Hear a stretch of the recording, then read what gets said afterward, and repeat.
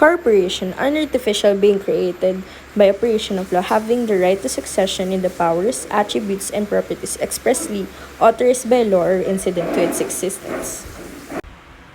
Advantages of corporation. It has limited liability of shareholders, transferability of shares, continued life existence, and also greater source of funds. Disadvantages of corporation. Complicated information in operation, greater degree of government control and supervision, centralized management, and also if you're forming a corporation, you will have a heavier income tax.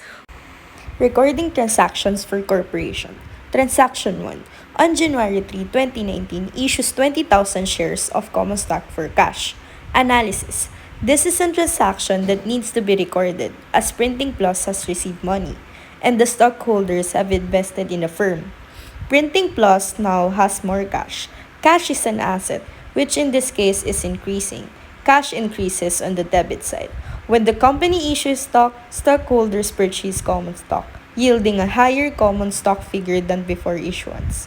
The common stock account is increasing and affects equity. Looking at the expanding accounting equation, we see that common stock increases on the credit side.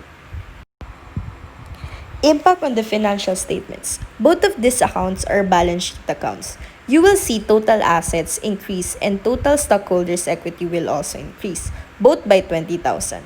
With both totals increasing by 20,000, the accounting equation, and therefore our balance sheet will be in balance. There is no effect on the income statement from this transaction, as there were no revenues or expenses recorded. Transaction 2.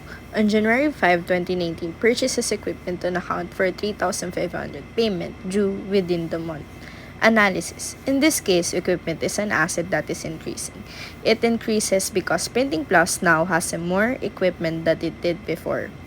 Assets increase on the debit side. Therefore, the equipment account will show a 3,500 debit. The company did not pay for the equipment immediately. Lien asked to be sent a bill for payment at a future date.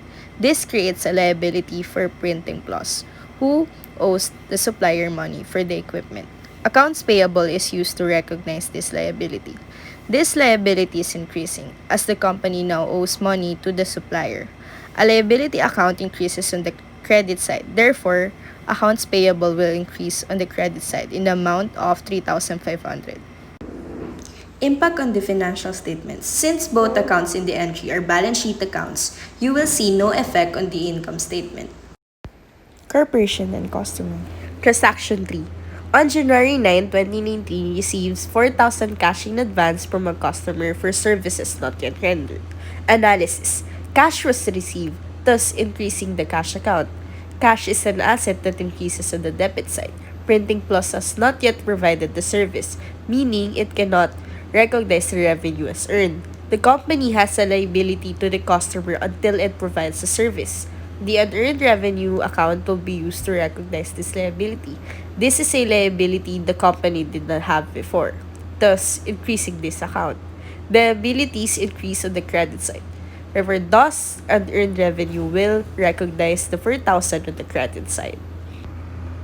Impact on the financial statements. Since both accounts in the entry are balance sheet accounts, you will see no effect on the income statement.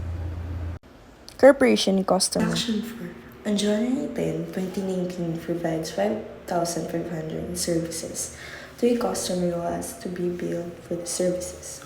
Analysis. Company provides the service to the client, therefore the company may recognize the revenue as earned, revenue recognition principle, which increases revenue. Service revenue is a revenue account affecting equity. Revenue accounts increase on the credit side. Thus, service revenue will show an increase of 5,500 on the credit side. The customer did not immediately pay for the services and owes Printing Plus payment. This money will be received in the future, increasing accounts receivable. Accounts receivable is an asset account. Asset accounts increase on the debit side. Therefore, accounts receivable will increase for the 5,500 on the debit side. Impact on the financial statements. You have revenue 5,500. Revenue is reported on your income statement. The more revenue you have, the more net income earnings you will have. The more earnings you have, the more retained earnings you will keep. Retained earnings is a stockholders' equity account, so total equity will increase 5,500. Accounts receivable is going up, so total assets will increase by 5,500. The accounting equation and therefore the balance sheet remain in balance. Corporation and employees. Transaction 5. On January 20, 2019, paid 3,600 cash in salaries expense to employees. Analysis. Cash was used to pay for salaries, which decreases the cash account. Cash is an asset that decreases on the credit side.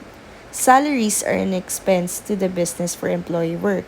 This will increase salaries expense affecting equity. Expenses increase on the debit side, thus salaries expense will increase on the debit side.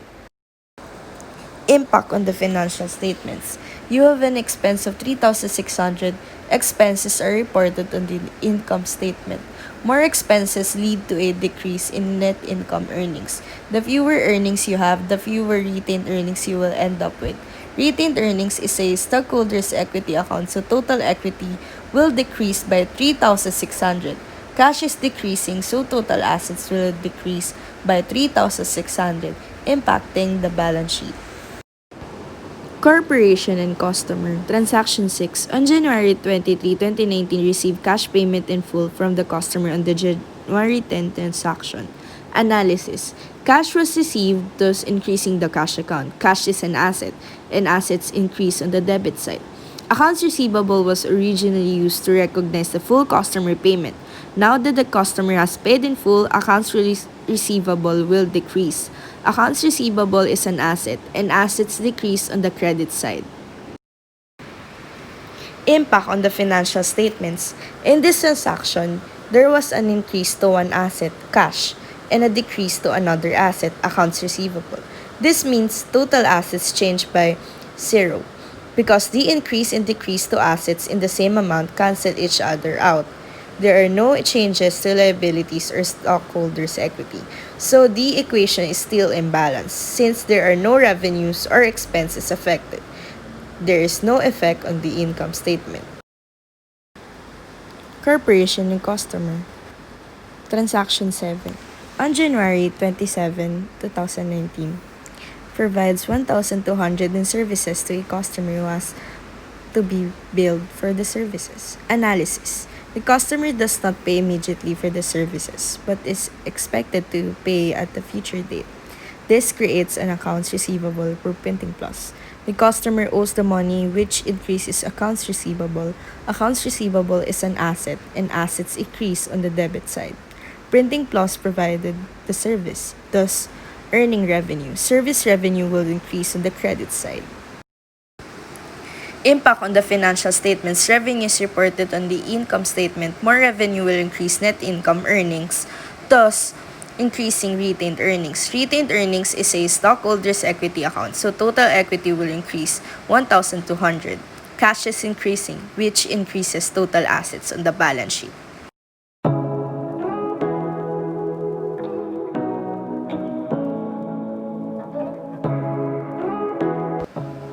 Thanks for watching. Good luck, future CPA.